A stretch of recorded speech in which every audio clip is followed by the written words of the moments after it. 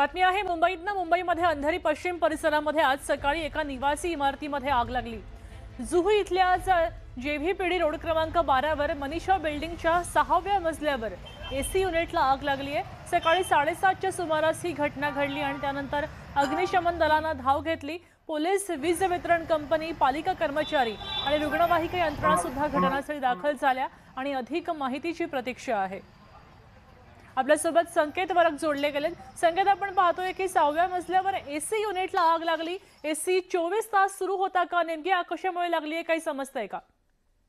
मात्र खरं तर अंधेरी पश्चिम मध्ये जेव्हीपीडी म्हणून जो भाग आहे तिथे एक इमारत आहे।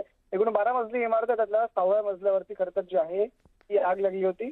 एसी युनिट असतं, आउटडोर युनिट असतं, त्याच्यामध्ये कुठेतरी शॉर्ट सर्किट झाला आणि त्याच्यामुळे जी आहे ती आग लागल्याची माहिती आहे। सकाळी खरं तर ही आग लागली होती आणि आगीची जी कॅटेगरी होती ती L1 कॅटेगरी होती। सध्या ती आग जी आहे ती विझवण्याचं काम पूर्ण झालेलं आहे आणि सध्या कुलिंग जे आहे ते त्या संपूर्ण फ्लॅटमध्ये जे आहे ते सुरू आहे, त्या मजल्यावरती सुरू आहे। एकूण 4 लोक जे त्या घरातले होते ते या आगीमध्ये, खरं तर आगीमध्ये म्हणतात धुरामुळे जे आहे ते थोडेसे गुदमरले, त्याच्यामुळे त्यांना जे आहे ते जवळच्या रुग्णालयात भरती करण्यात आलेलं आहे।